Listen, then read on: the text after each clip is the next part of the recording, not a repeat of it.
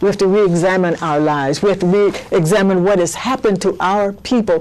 Sit down. We didn't have time after the Civil War. We didn't have time to go to any therapist, to be analyzed, to be brought down. We didn't have time to scream, to let it out. Of course, there was the church, and we went there, and we shouted, and we sang, and that helped to a degree, but it didn't really heal the terrible wounds that we had experienced. And I want to just show you a little bit about, go to the pictures over here.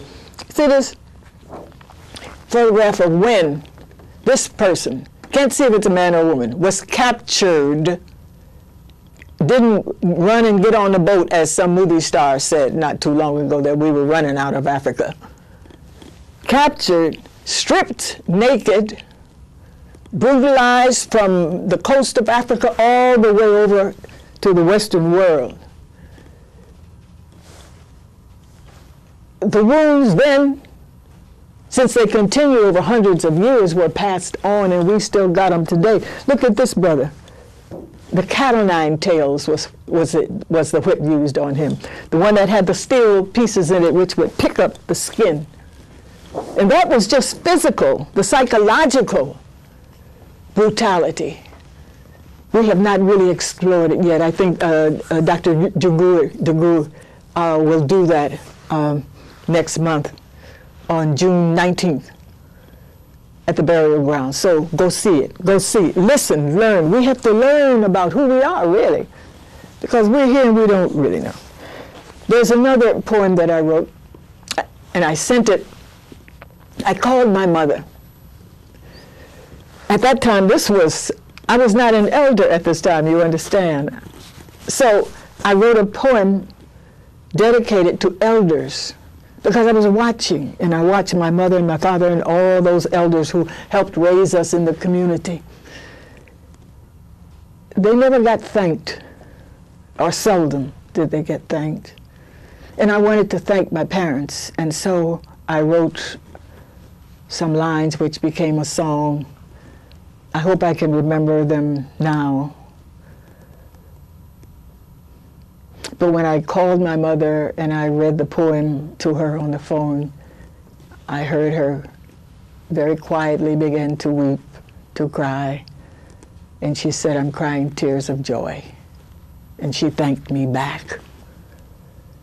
Because sometimes people live their whole lives working for other people and they never get any thanks. And we need to stop and thank the elders. The words are like, "Elders, we see you walking down the street with your work-worn hands and your weary feet.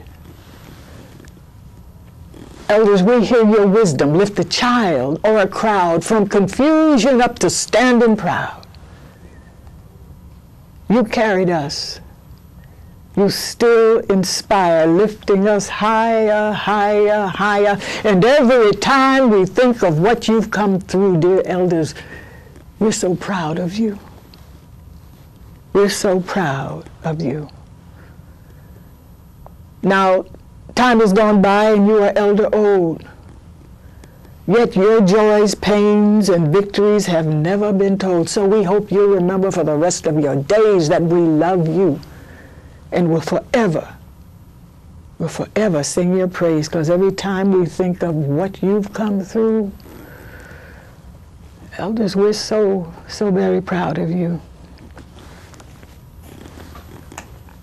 For those times you had to bow to make way for us to stand.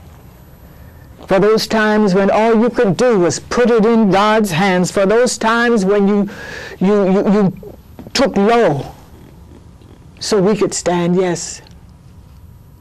For everything you've done, we thank you. For loving your children, for sending them to church and school, for teaching them the old-time ways, the old-time rules, for surviving and doing whatever you had to do. Elders, we are so proud of you. Thank you, elders.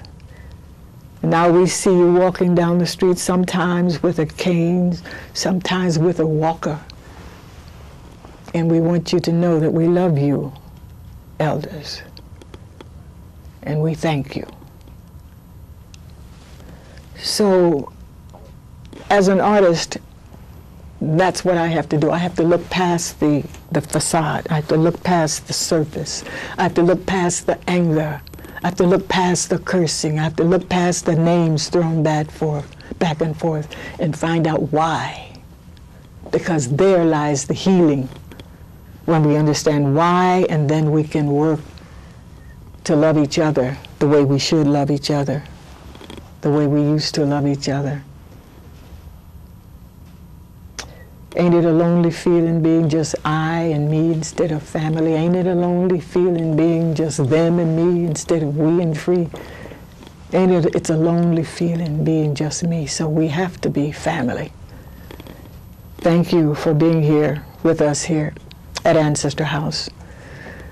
And I want you to email me or be in touch with me on Facebook. I know you're on Facebook. Everybody's on Facebook. Everybody's on Facebook. So I'm there. You can put my name in, and my page will come up. Then you can put something on my wall or a message or whatever. And you can email me at Camille Yarbrough at gmail.com. Camille Yarbrough at gmail.com. And I will answer. It takes a little time because, we're all going through stress stuff. And sometimes I have to step away and say, okay, I have to cool out. I have to go back to my strength. My strength is in performing, and I'm not performing as much as I would like to. And that is what is healing, when you're really relating to people, when I look in your face and you look in mine. So I thank you for being here with us at Ancestor House. This is your place. You're welcome all the time. It just happens to be on Saturday. But maybe I might start some some meetings, some gatherings. We might go to the park in the summer, or we might find a place. Thank you for being with us here at Ancestor House.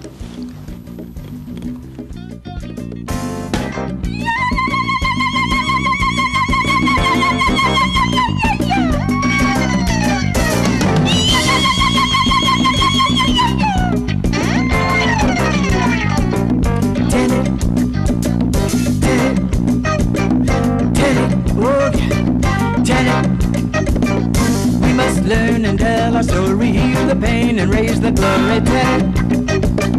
Tell it. We must learn and tell our story, heal the pain and raise the glory. Tell it. Not to know the family story is bad. Not to want to know it is worse. For to pass on ignorance to someone is it's like passing on a curse. And it will curse your father, curse your mother, curse your sister,